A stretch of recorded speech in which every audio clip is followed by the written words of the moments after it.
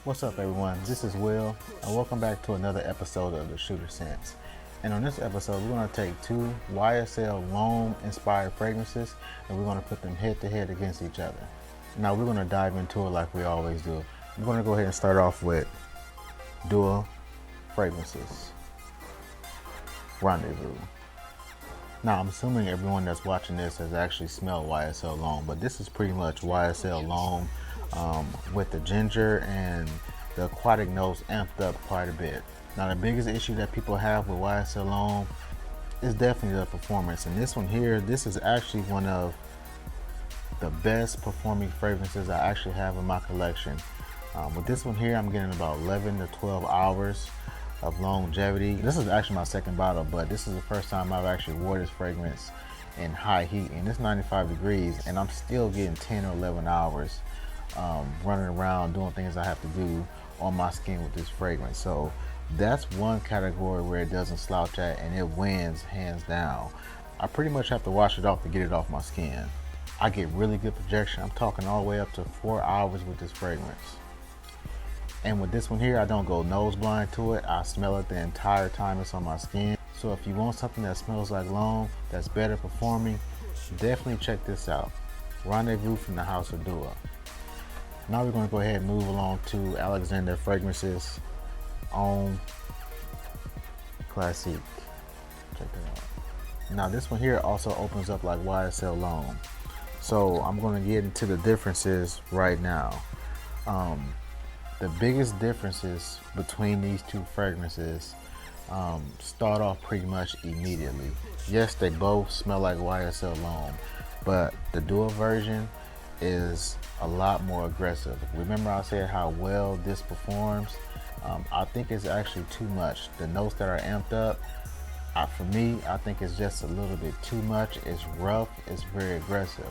Yes, it still smells like Homme, but Homme is a very smooth, very sexy, very inviting fragrance. So this one here from Alexandria, when you spray it, it's blended very, very well. It's very smooth.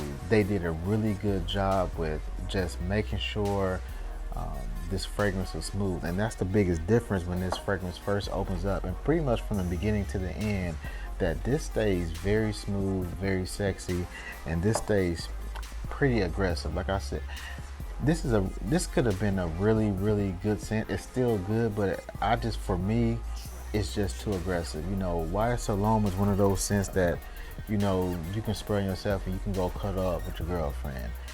You're not gonna do that with this. You're gonna choke her out if you think you're gonna, even one spray, and you know you're gonna lay up Netflix and chill. It's not gonna happen because this is just a little too strong. Another main difference between these two fragrances, and also YSL Homme, one of the reasons why this is almost better than YSL Homme is the amount of tonka that's used in this fragrance. This fragrance, after about an hour, you get this creamy tonka along with that YSL DNA, and it really becomes even a sexier fragrance after about an hour. But what happens after the first hour, that tonka continues to come to the top of the fragrance, and it never really comes to the top, but what happens is after about 4 hours they meet. So it's pretty much like 50% tonka, 50% YSL Homme, and for some people that can be a deal breaker. That's initially what I was thinking when I was testing this fragrance the past couple days, but I actually started to really, really enjoy it, and I thought it would be really, really good in the fall. I didn't think it would go in that direction, which is you know, a darker direction with that tonka, but like I said, it still remained bright. Performance on Alexandria is really good as well. As of right now, with this being a new bottle, I'm still getting about 2 really good hours of really, really good projection. And then after that, it starts to sit a little closer to the skin. It's pretty much off my skin in about 7 hours. One thing I will say about this fragrance, the first day that I got this fragrance, it came off the YSL Homme. It was smooth, sexy, YSL Homme DNA, but I got this Dior Homme cosmetic lipsticky vibe. You know how you kind of smell that in Dior Homme? That's what I got in this, and I didn't really care for it, and it stayed for about an hour.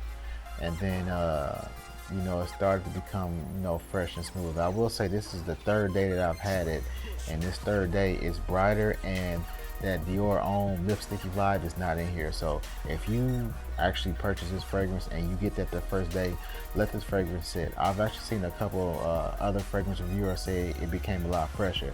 If it becomes fresher than what it already is, that's a great thing, because it's really already fresh. And again, the main thing with this fragrance with me is that it's blended and it's smooth.